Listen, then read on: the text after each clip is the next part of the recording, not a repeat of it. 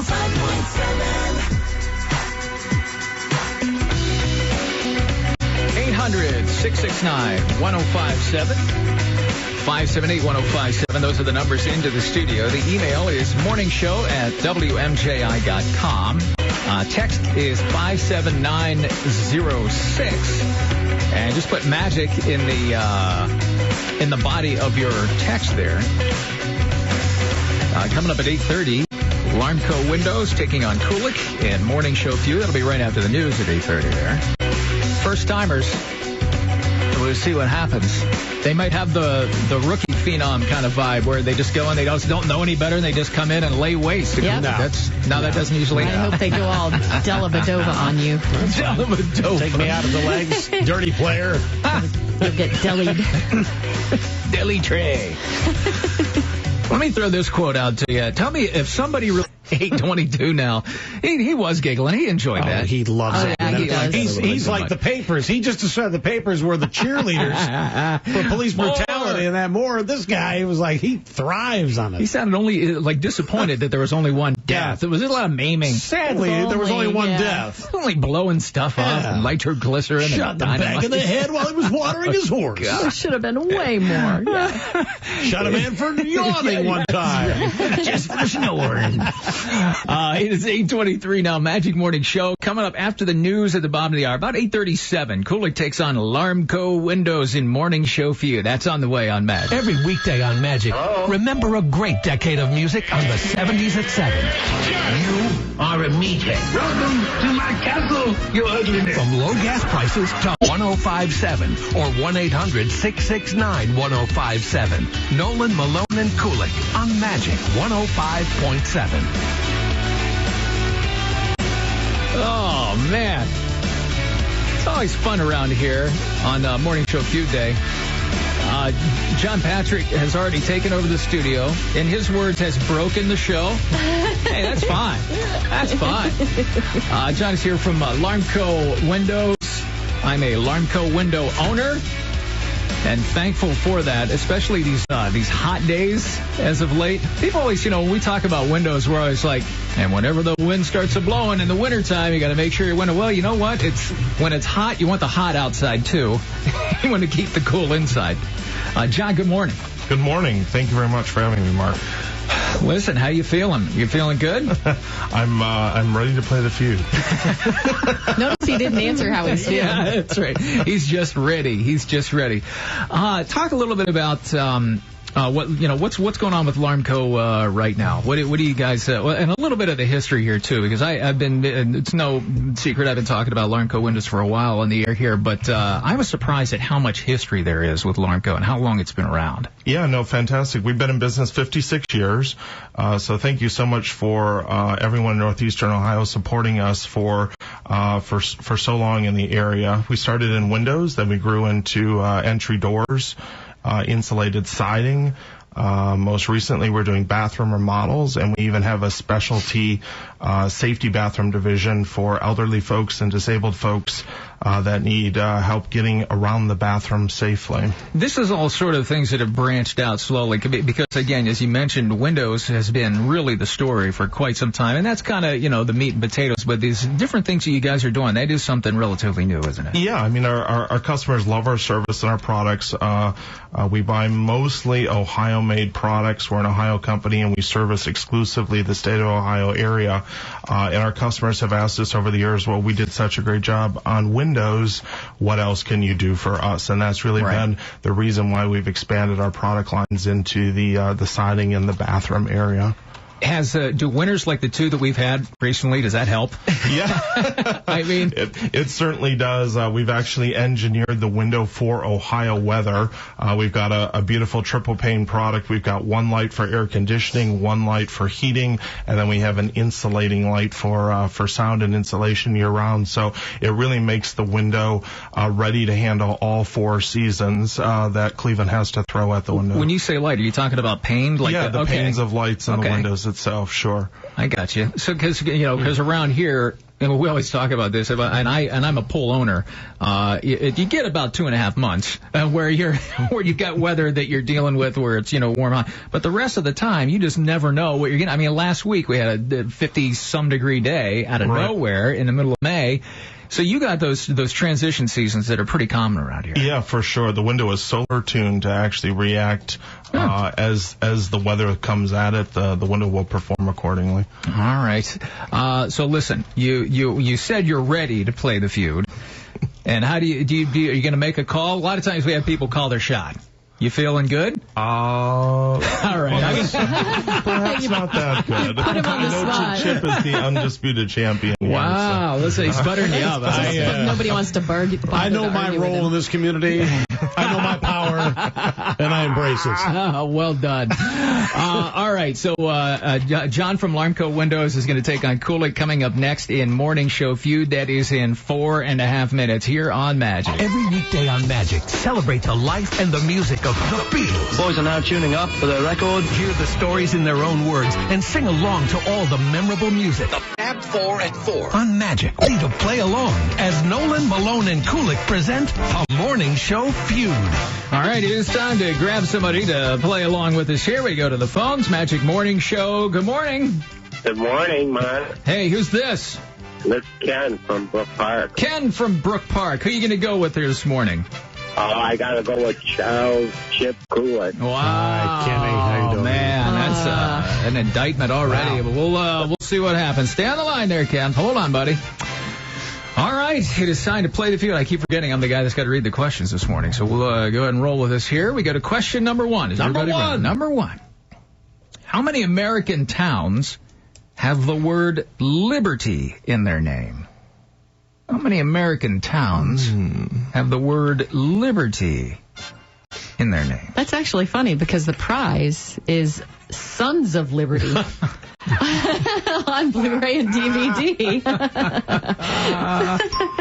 Well done. How many towns have the word liberty in their names? That's question number one. Whoever gets closest. All right, here's question number two. On average, at least how many bags of Cracker Jacks are sold at each Boston Red Sox home game? On average, because everybody should know this. On average, at least how many bags of Cracker Jacks are sold at each Boston Red Sox home game? That's question number two. Question number three. How much money collectively do Americans spend on fireworks each year? Collectively, how much money do Americans spend on fireworks each year? That's your typical backyard fireworks purchaser. Yeah, we're not talking about... No, not the giant displays or anything like Getting that. the jumping jacks, the lady fingers. So it's going to be talking, you say collectively, though. Yeah, so. collectively. Oh, boy. Yeah. The Roman candles. Yeah. We never popped fireworks when I was a kid. We weren't allowed. No, we weren't allowed to have fireworks. My dad took us, and we had to save our own money, but he would take us. Probably a smart move. Yeah, right. That's why I have all my fingers and... Right, so far. Question number four. You wait till Charlie wants... question number four. The first McDonald's in Moscow opened on January 31st of 1990. At that time, the largest McDonald's in the world. And people waited in line for hours to be served. How many people did it serve at its opening? How many people did the first McDonald's in Moscow serve in January of 1990? At the time, it was the largest McDonald's in the world. Are we talking like in one day? One day, yeah. It's serve at its opening. So I'm guessing, start to finish. Okay. All right. And question number five, your final question. Question number five. Elvis Presley recorded more than 600 songs. How many of those did he write? Elvis recorded more than 600 songs. How many of those did he write? That's question number five.